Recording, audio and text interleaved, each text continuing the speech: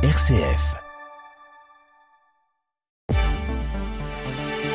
Bonjour Pierruc, bonjour à tous, très bon réveil, place à l'édition locale en Champagne en ce 15 avril. Au sommaire aujourd'hui du côté de Vertus, l'église Saint-Martin a accueilli samedi dernier un hommage empreint d'émotion au bienheureux Camille Millet, béatifié à Notre-Dame de Paris en décembre dernier, entre ferveur, témoignages familiaux et inauguration d'une plaque commémorative. Reportage dans ce journal.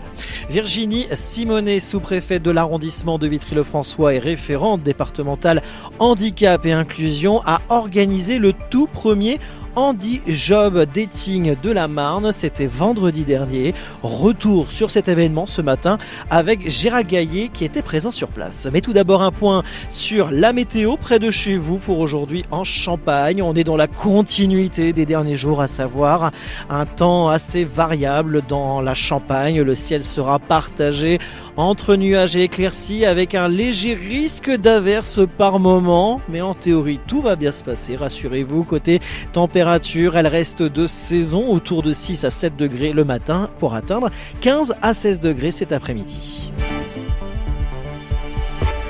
RCF Cœur de Champagne, le journal Christopher Fausten. C'est dans une atmosphère à la fois recueillie et profondément émue que l'église Saint-Martin de Vertus a accueilli ce samedi 11 avril l'hommage au bienheureux Camille Millet, figure spirituelle désormais reconnue comme martyr en haine de la foi, béatifié le 13 décembre dernier à la cathédrale Notre-Dame de Paris. Sur sa terre natale, la mémoire de Camille Millet a retrouvé toute sa place entre ferveur religieuse et émotion familiale.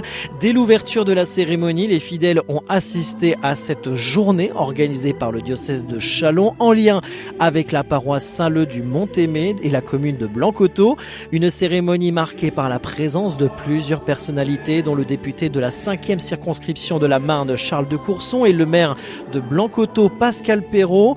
Dans les travées de l'église, les regards sont souvent tournés vers les proches du bienheureux. Parmi eux, Candy et Xavier, petit-neveu de Camille Millet, peinent à cacher leur émotion. Ça fait toujours chaud au cœur et beaucoup d'émotions parce que ça reste mon grand-oncle et que c'est plus qu'un beau parcours en fait. Tout ce qu'il a fait, tout ce qu'il a mis juste sa vie en danger pour sa foi et c'est juste trop beau quoi. C'était même juste magique quand ils nous ont appelés la première fois pour parler de Camille. Ils avaient des informations que nous on n'avait pas et vice versa. Lui c'est un homme courageux, il est mort comme un héros. De pleurer de la colère, la rage et de la haine. J'y tiens beaucoup à lui. De ressentir la douleur qu'il a pu ressentir, de ressentir les émotions qu'il avait ou le fait qu'il ait juste échangé sa place contre un père de famille, alors que lui, il avait sa fiancée qui l'attendait. Donc sa famille, ses parents, ses frères et sœurs, je veux dire, et c'est pareil, il allait être tonton, il n'a pas eu le temps de réellement la connaître. On s'est tous un peu donné le nom de Camille. Maman, elle a donné à ma sœur jumelle le prénom de Camille en deuxième prénom.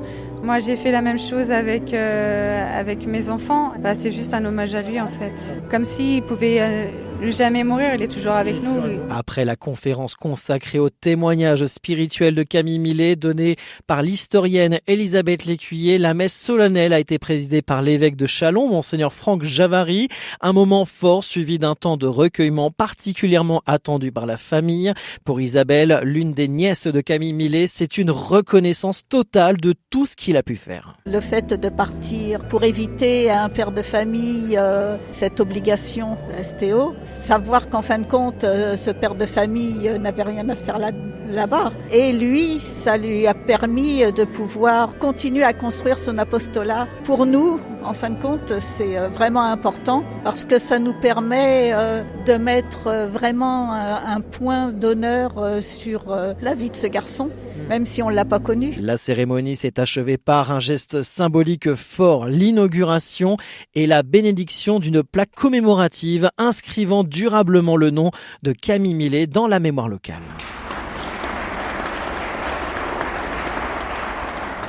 Une journée de mémoire et de transmission où Vertu a rendu hommage à l'un de ses fils devenu figure de foi, de courage et d'espérance. Offert par la famille, le livre 1 des 50 consacré au bienheureux Camille Millet est proposé à l'évêché de Châlons au prix de 10 € au bénéfice de la pastorale des jeunes. Les hommages aux 2 autres bienheureux liés au diocèse de Châlons se tiendront le 26 avril à Neuvy pour Maurice Rondeau ainsi que le 9 mai à Magenta et le 16 mai à Blême pour Henri Euzenin. Intéressons-nous au premier Handy Job Dating de la Marne avec Gérald Gaillet du côté de Vitry-le-François. Virginie Simonet, bonjour. Bonjour. Sous-préfète de Vitry-le-François, nous sommes aujourd'hui dans vos murs. Que s'y passe-t-il ?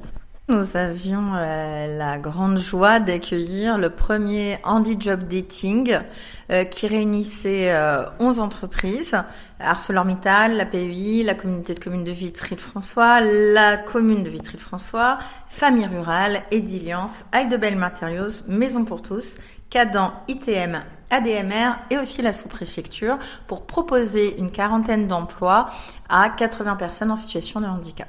Il y a des emplois donc dans ces entreprises-là pour les personnes en situation de handicap ? Tout à fait.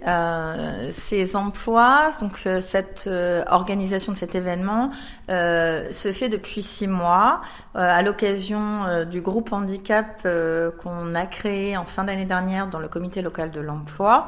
Nous avons travaillé avec l'ensemble des acteurs et les entreprises pour pouvoir discuter avec elles du handicap et pouvoir travailler avec elles sur les offres qu'elles pourraient proposer.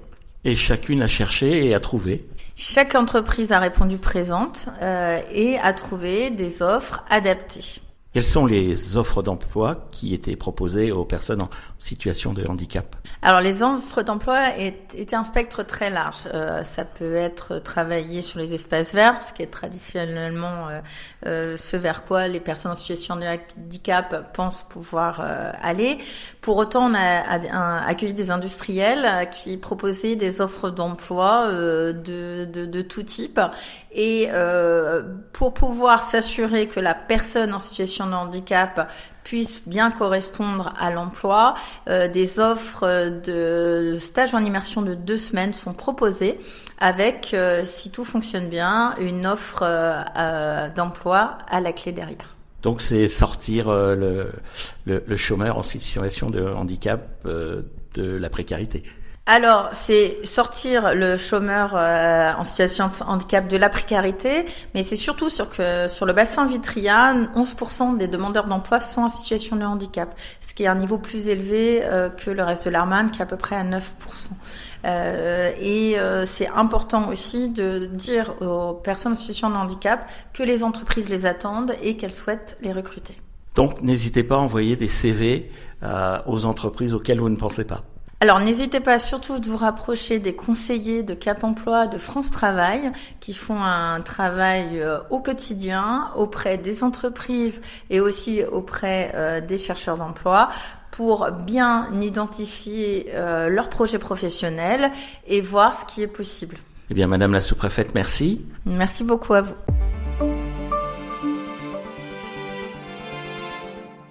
Agenda ce mercredi, le CCAS et le réseau de parentalité de Châlons organisent Connectés mais pas piégés. Un après-midi de sensibilisation aux usages du numérique pour les jeunes, leurs familles et les professionnels. Au programme à la médiathèque Georges Pompidou, atelier interactif, escape game, stand d'information sur le cyberharcèlement, l'intelligence artificielle et la sécurité en ligne, ainsi qu'un ciné-débat. L'objectif, informer, prévenir et favoriser le dialogue entre générations pour des pratiques numériques responsable, entrée libre de 13h30 à 17h30. Fin de ce journal local en Champagne, très bonne journée à tous.